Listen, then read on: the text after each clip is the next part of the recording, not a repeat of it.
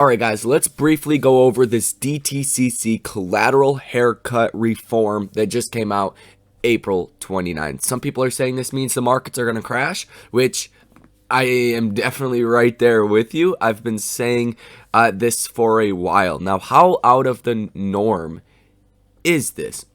Well, let's go over this, and then I'll give you guys, the scoop of actually what is going on. And then I kind of want to talk about a recession and why this is, such a big deal in that regard. So there's some context you got to get out of this. So let's dive straight into it. And I don't want to read this first paragraph.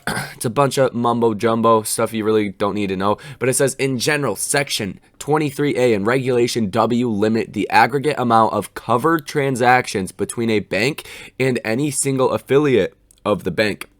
Covered transactions include, among other things, a bank's acceptance of securities or other debt obligations issued by an affiliate as collateral security for a loan or extension of credit to any person or company. Thus, to avoid running afoul of the restrictions imposed by Section 23A and Regulation W, the LOC agreement includes lender FIS as eligible collateral. Now, everything has pretty much gotten massive haircuts. You guys can see everything that has gotten massive haircuts, and that is basically it. Like 100% on a lot of things, like equities.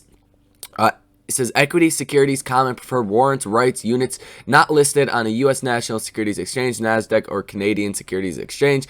Anything below $5 per share, 100%, collateral haircut essentially.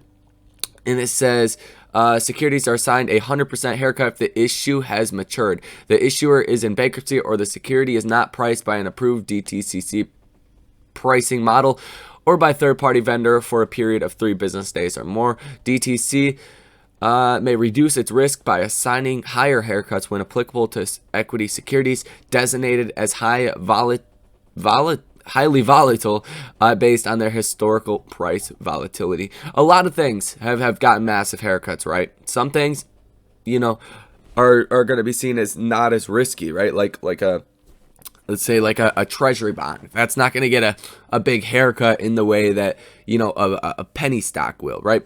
So without even going through all of the list here, what does this mean? Well, guys, we just seen the GDP fall at 1.4%. That's clear, right?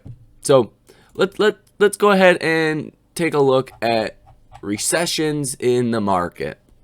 That's the main key, because if this has not one thing to do with AMC specifically, yes, it helps AMC. It's going to be a good thing for AMC. It's confirming what I've been saying all along about, running into this credit crisis, the collateral, crisis. Essentially, people don't have enough money to stay in these positions once it actually happens. That's what it comes down to, right? So ultimately, it's a bullish thing for AMC stock. But let's talk about a recession real quick. So the recession it's essentially 2 quarters of declining GDP growth. We had an artificial recession right here, 2020, but the last recession we had was 2008, and that lasted quite a while. So 2007, here was the peak up here, about September 2007, everything went down about 50%, but the key is it stayed down. It did not hit a new all-time high for, a very long time. You gotta, let's go ahead and do this. It did not hit a new all-time high until 2012, 4 years later. So that's the thing that they're really trying to do. They're saying, hey, if we go into a recession and it takes years to get back to all-time highs, we don't know what could happen in that time frame. If interest rates go up, we don't know if these people can stay in their positions long enough. We don't know what's going to happen to the value of these equities they are putting up as collateral. So we're going to need, more collateral. This is kind of telling you that the markets are more than likely going to crash, or at least come down in a major way this week, or potentially over the next coming weeks.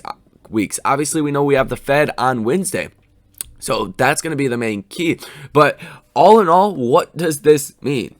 It's telling you that they are unsure of securities potential performance by securities, stocks, equities. They're unsure about how they will do over the next coming years. It's showing a lot of potential fear about just stocks going down and staying down for a long time. That's the only reason you need more collateral. And 2008, 2009, when the markets were crashing, you actually seen a lot of short squeezes, right? You've seen Volkswagen, you've seen Overstock, you've seen multiple different stocks that ran a lot but weren't as popular as Volkswagen and Overstock. Those are the ones you know about, but other ones, it was happening all the time. And it comes down to when portfolio values decrease and they have margin, they have short positions, their bond portfolios have already gotten destroyed. Now the stock portfolios are getting destroyed. If AMC can get a good catalyst and rip from here, there's not enough securities,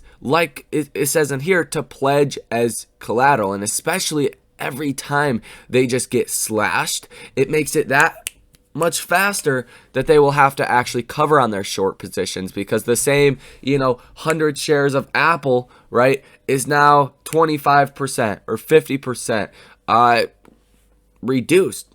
Took a haircut on the potential collateral that they can use. So that's the key. That's what hedge funds are doing, and this is to protect the financial system. It also helps AMC stock where we currently sit. So that is going to be all for this video. Hopefully you guys learned something out of it. Hopefully it all made some sense to you guys. Yes, not a good sign for the markets. Yes, a good sign for AMC. It's another one of those rule changes that potentially gets us closer to seeing the MOAS. When AMC stock does actually go up, you're going to need a lot more stocks to actually put down as collateral, or, well, potentially cash, but in that case you probably just cover anyways. But you need a lot more stocks now, bonds, different kinds of treasuries, right, to stay in those short positions. And it makes it really unfeasible to stay in those short positions at this point, especially after this. So that is all for this video. Hit the like button, subscribe to the channel, do what you guys got to do. If you guys want to come trade with me live in real time, join a group of about 100 other traders, link down below in the pinned comment. You guys enjoy the rest of your Sunday, and I will see you in the next one.